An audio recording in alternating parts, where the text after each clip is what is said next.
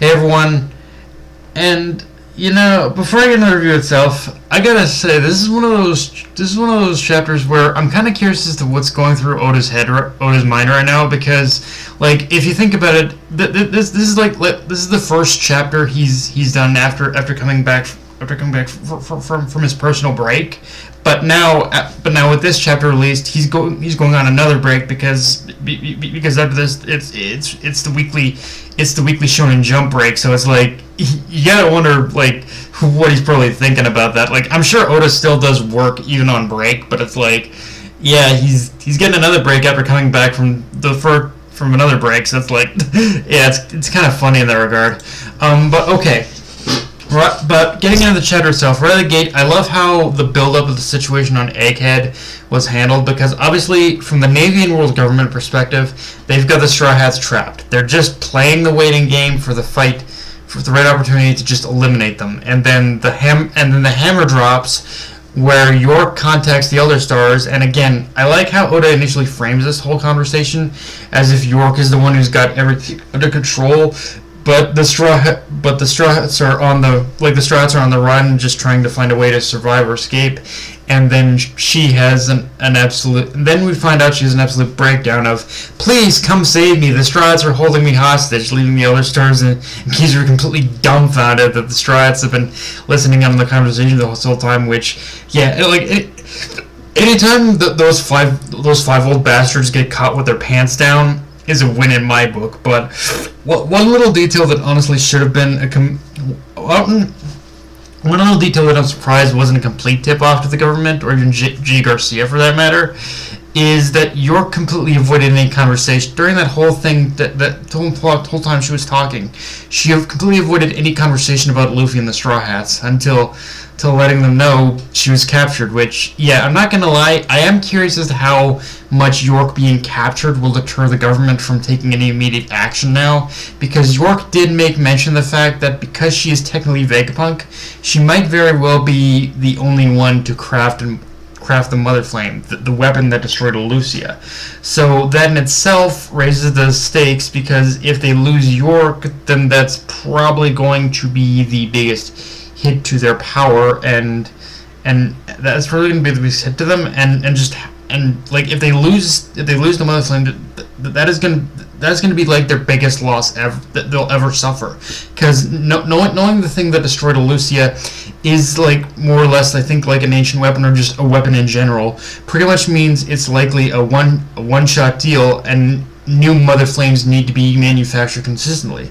So if they lose that, then they lose their influence over the world, and Im loses control over it as this all-powerful god king or god queen or just god ruler in general. So it's like, yeah, this if you look at it from a certain perspective, this is kind of the biggest turning point of the series, because depending on if the government loses the Mother Flame here, then they've more or less lost everything if you think about it. Like from that perspective, they lose the Mother Flame, then what else is there that's like, what else, what other power can they truly like what other power can they truly like lord over the populace, keep the populace in check? Like I'm sure they still got other weapons and abilities they can use, but it's like the Mother Flame is like their biggest thing that keeps control over everyone. So if they lose that, then they pretty much lose, more or less. So it's going to be interesting to see how this plays out now. Speaking of Im, though, I absolutely love how the destruction of Lucia served as this epicenter of destruction, that its effects are being felt even now throughout the world, across the four seas and the Grand Line, and with the reveal that the earthquake caused like sea levels to rise by a meter. Yeah, it's definitely going to have some overarching consequences for the world at large, and it does feel like, again, we are reaching that critical point where, whether Im is aware of it or not, Im is basically losing control over this situation, and the destruction of Lucia was kind of the linchpin for this.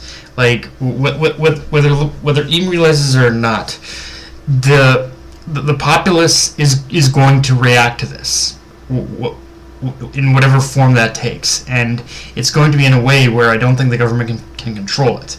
Like seriously, the fact that the effects could be felt all the way from Luffy's hometown is scary in itself to think about. And I honestly, I don't think Oda would have taken the time to actually show all these different perspectives in how they react to what happened to Lucia, and just the seismic like quakes they're feeling, without the reason being behind it. These different sets of the world are going to start like prepping and making plans of how to respond to this. Like the most obvious one as well being Iceberg in Water 7. Like it's one of those things where I don't know how far along his development of his plans are for this, but with the water level going to be rising now, this is definitely where turning Water 7 into a boat would definitely come in handy right about now. And yeah, I'm curious to see what Water 7 as a boat would look like, what its final form would look like. More than anything else, though, the biggest wild card for me in this whole situation on Egghead, I think, are going to be Lucci and Kaku. Because even though we see them like trapped in the same room as the Straw Hats, I still find it rather interesting that we really don't know just what their endgame in all this is. Like, what are they hoping to get out of this situation other than to escape? Because at this point, I doubt they can go back to CP0. They might technically be considered like criminals, or just loose ends by the government. So it's like, where else could they possibly, what could their possible end game here to be? Is it just to escape, or like what is it they're hoping to achieve? What are they hoping to plan when they get out of here? That's my big thing about it. Because Lucci is one who at this point I don't think he's one to just kind of sit back and take something like this on the chin. Like he's gonna act in some way. Now, with that said, Jay Garcia did make a passing comment that's a little hard to ignore, which is that when told Bonnie was on the island, he said she has no more use to us. So that seemingly implies they have been tracking her for quite a while.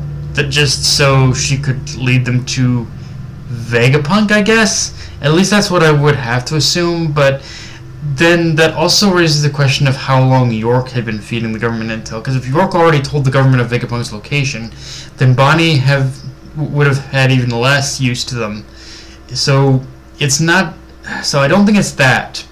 So if it's not that, then I'm kind of left to assume that the reason that the government has been keeping tabs on Bonnie all this time, obviously because she's a pirate, but also because if it's not for the fact of finding Vegapunk, then I'm left to assume the reason they have been keeping track of her is because it's got something to do with Kuma. And honestly, the fact that we see Bonnie having now rejoined up with the Straw Hats and part of this hostage situation tells me that after witnessing Kuma's memories, she's got her own leverage to use against the government now. It's just a matter of what form that leverage takes. But I've got the feeling it could, in some way or another, save Kuma from servitude and from whatever rampage he's on at present. And the funniest part about this whole scenario to me is, the more I think about it, is that despite the Straw Hats being surrounded, it definitely feels like the government is in a much more of a tenuous situation, and a situation as like they're the ones who are kind of now unable to act, at least not in a way where they can act, or they can act like almost immediately now. Like they definitely have to plan this out a little more carefully, I guess, now, and it just feels like they're in a much more desperate situation than the Straw Hats. And I kind of love how this feels like the most villainous perspective we've seen of the Straw Hats, because once we do reach the final page, we basically see the Straw Hats lording over a defeated York. There was a moment where I did feel. This was a moment where I did feel sorry for her, because just the looks on Nami, Zoro, and Usopp are probably the most sinister I've ever seen them. Honestly, standing over her really just makes me say, yeah, she has the right to be scared, especially now. And now that Vegapunk knows the truth as well, I'm definitely going to be curious what he plans to do, because he can't just keep looking at the world through just a narrow view now. He actually has to try to kind of take a bit more of a side, I think, at this point. Or at the very least, he has to know that he can't just keep doing things the way he's been doing them. He has to actually understand that, yeah, the government definitely does intend to use the government definitely isn't planning to really use his inventions for the purposes he intends to use them. But yeah, guys, that's all I got for this review. If you enjoyed the video, like, comment, subscribe, follow me on Twitter, and as Crunchyroll, be sure to click the bell, hit the subscribe button, and just share the video around, guys. Dark Knight Running signing off. Later, everyone.